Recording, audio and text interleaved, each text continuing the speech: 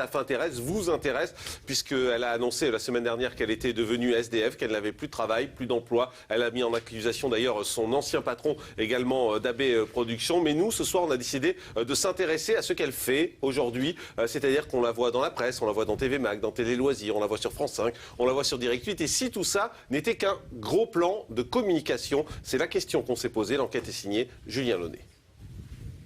Précarité bien réelle ou détresse parfaitement simulée. Depuis quelques jours, Mallory Nataf fait parler d'elle. Réapparition en fâcheuse posture, mais ne faut-il pas y voir une vraie imposture? Terrible coup dur ou sacré coup de com'? Et si son histoire était montée de toutes pièces? Et si elle se mettait en scène pour se remettre en selle? La fin justifie les moyens, à en croire la formule. Le propos peut paraître brutal, mais il ne s'agit pas d'une accusation. On s'interroge, et notamment notre journaliste qui l'a rencontrée. J'ai vraiment eu l'impression d'avoir été mené en bateau pendant toute une journée avec Mallory Nataf. On a été dans différents endroits qu'elle m'avait désignés, puisque l'angle du reportage c'était la suivre dans son quotidien. Et notamment, on pourra le retrouver dans les rushs de mon sujet. Elle m'a dit on va aller devant la brigade des mineurs, là où on emmenait mon enfant, donc le plus petit, qui s'appelle Chilo. En arrivant devant la brigade des mineurs, qui est située à côté de Châtelet, à Paris, elle n'a absolument pas reconnu les lieux. C'est-à-dire que... elle était complètement perdue, il a fallu qu'on fasse le tour plusieurs fois, donc ça m'a paru quand même extrêmement bizarre, cette incapacité à pouvoir reconnaître les endroits où normalement elle est censée avoir vécu des choses extrêmement marquantes. Et cette amnésie interpelle, son témoignage est-il fiable? À la recherche de la vérité. C'est vrai qu'à un moment, elle me dit j'ai eu un cancer que j'ai soigné toute seule. Alors peut-être qu'elle l'a soigné avec un coton-tige et de l'alcool à 90, je sais pas. Enfin, en tout cas, moi, j'ai jamais entendu quelqu'un me dire j'ai eu un cancer et je l'ai soigné toute seule. Ça m'a paru particulièrement étrange. Parmi les personnes méfiantes, il y a aussi Jean-Luc Azoulay, son ancien producteur. J'ai été très étonné en lisant cet article. Cela fait plus d'1 an que je n'ai plus de nouvelles de Mallory et il y a quelques mois, elle allait très bien. Monsieur ajoutant qu'il était disposé à lui tendre la main, mais madame préfère le pointer du doigt.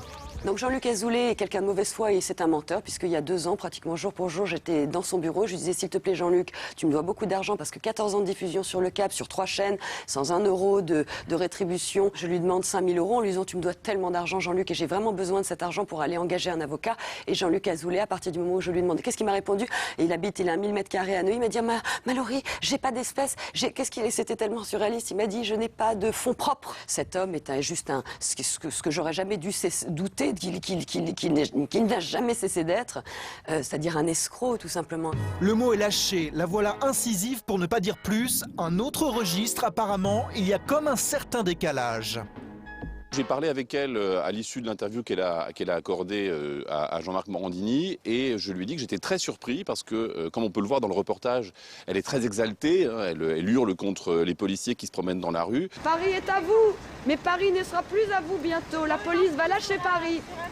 La police va lâcher Paris, la police va lâcher Paris. C'est terminé l'emprise de la police sur Paris.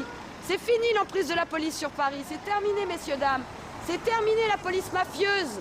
La police est devenue mafieuse. Mais c'est terminé tout ça, messieurs, dames. Moi, je suis comme ça. Et sur le plateau de Morandini, elle était extrêmement posée, donc j'ai pas vu la même personne. Et je lui ai posé la question, elle m'a dit, je connais très bien ce milieu-là, ça fait 20 ans que je fais de la télévision, je le maîtrise complètement.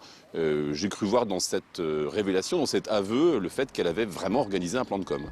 Jouer aux misérables pour se faire remarquer dans le but de se relancer via un livre ou autre, il s'agirait d'un stratagème diabolique. Quoi qu'il en soit, Mallory Nataf s'est haussé la voix pour se faire entendre, peu importe si le message semble peu cohérent. Derrière ce problème de la pauvreté, de l'exclusion et du logement, tout de suite derrière, il y a notre cher Claude Guéant avec le problème de l'immigration. Et ce n'est pas la seule sortie sans grande maîtrise. Exemple avec cette séquence en mode frontal. Vous avez votre propre directeur de production ou quelqu'un de vos plus proches collaborateurs qui n'a pas de logement depuis 8 mois. Depuis, non, on en a discuté. Non, ah si, il a plus de logement mercredi. Non, ça n'a strictement rien à voir. Il a un emploi. Non, oui, il a un emploi, mais il va de logement en logement depuis quelques mois. Mais ça, c'est monsieur Amar, j'ai discuté avec lui 1 heure. J'ai discuté avec lui 1 heure. Je suis d'une extrême politesse avec vous. Oui, Donc ne monsieur confondons Hamon. pas les problèmes. Mon collaborateur travaille et s'il ne trouve pas de logement, c'est parce qu'il y a une pénurie de logement. Ça n'a Mais vous strictement... comprenez- Pardonnez-moi. Je peux vous poser une question? Ça n'a strictement rien à voir problème- avec le problème auquel, pardonnez-moi, auquel vous êtes confronté. Le problème du Je peux vous logement poser une est question, large, vous êtes venu monsieur pour Hamon. ça. Le Non, problème parlons- du logement est Est-ce que je peux vous poser une question? Vous Large. m'autorisez à vous poser une question? Bien sûr, monsieur. Alors en fait-elle trop? On sait que les apparences sont parfois trompeuses. Voilà donc pour cette enquête autour de Mallory Nataf avec nous, Élodie Mandel. Bonsoir, merci d'être avec nous. Vous êtes chef des infos à Pluriel. Je précise également qu'on a joint Jean-Luc Azoulay hier soir, bien évidemment, juste après l'émission, puisqu'il a été mis gravement en cause par Mallory Nataf. Il estime que ce n'est pas utile pour lui de répondre à ces accusations. Vu tout ce que dit Mallory Nataf dans les médias, il pense que le silence est la meilleure des choses et de laisser Mallory parler.